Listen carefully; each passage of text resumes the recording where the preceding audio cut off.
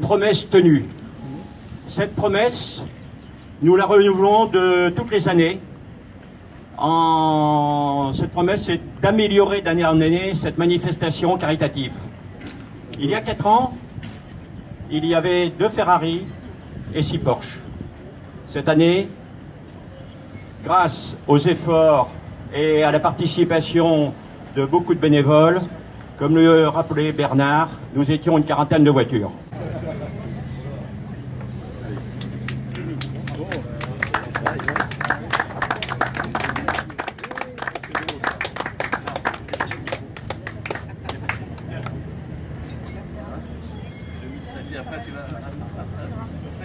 Je vais donner la parole maintenant à Madame Michèle Porchier.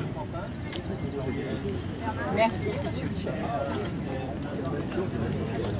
Monsieur le Président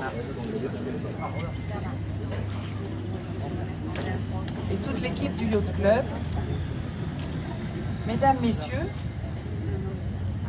Madame Sarkissian, représentante de la mairie, de la municipalité, et je m'adresse aussi à Monsieur Cercia parce que finalement, Cercio, on devient peu à peu complices tous les deux. Complices parce que on est honoré par la municipalité et on est honoré par le Yacht Club. Et aussi parce que petit à petit, on se rapproche puisque vous, grands marins, moi, petit marin, on a quand même une tendance affectueuse particulière pour la SNSM et les sauveteurs en mer. Eh bien, Madame Porchier, je vous rejoins totalement dans vos propos. Avant tout, un immense merci donc à Bernard, le président, à Michel, dont je sais qu'il s'est énormément démené pour tous les ans faire évoluer cette belle manifestation des 48 heures de Bandol. Auparavant, les journées Ferrari-Porsche, aujourd'hui devenues 48 heures de Bandol. J'espère que ça perdurera encore. Tous les ans, ça s'améliore. Et tous les ans, c'est magnifique et ça apporte une véritable manifestation d'envergure sur cette commune. En ce qui me concerne, je ne peux que vous remercier. Et cela montre bien que la solidarité des gens de mer n'est pas un vain mot. Le Yacht Club, depuis des années maintenant, nous accompagne.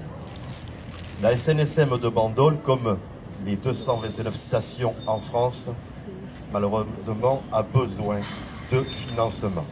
Il faut savoir qu'au niveau national, 80% de nos finances, de nos ressources, proviennent de la générosité du public. Ici, à Bandol, c'est 93% dont nous avons besoin de la générosité du public. Ailleurs, 20%. 20% de subventions sont données par les collectivités locales.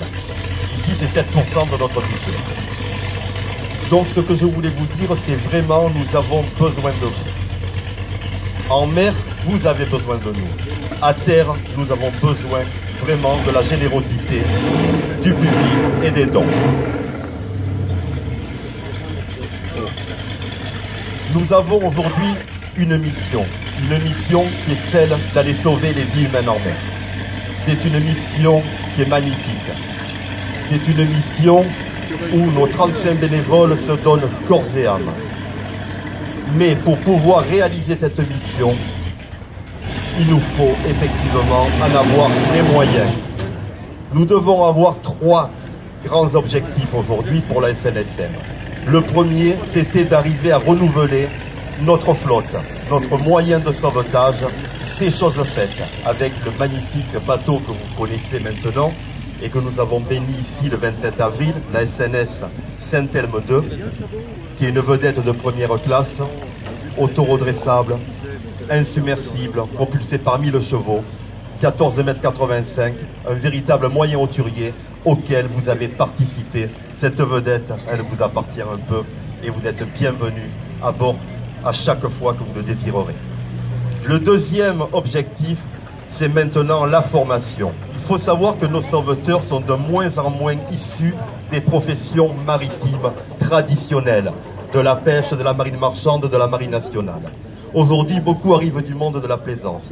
Et donc, il nous appartient à tout prix de devoir les former pour qu'ils atteignent et qu'ils maintiennent ensuite un véritable niveau opérationnel. Ça a un coût, vous le comprenez, ça aussi, ça a un coût. Notre troisième mission, c'est de les équiper. Un équipement par sauveteur revient à 1 500 €. Nous en avons 35 à équiper.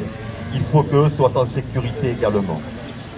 Je ne vais pas être trop long. Tout ça pour vous dire que cet argent, certes, ce n'est pas de l'argent futile que nous demandons pour dire on va avoir de l'argent. Tout l'argent va à la mission de sauvetage. Et je veux dire, si aujourd'hui l'eau salée n'a pas le goût des larmes, c'est un peu grâce à vous. Je vous remercie.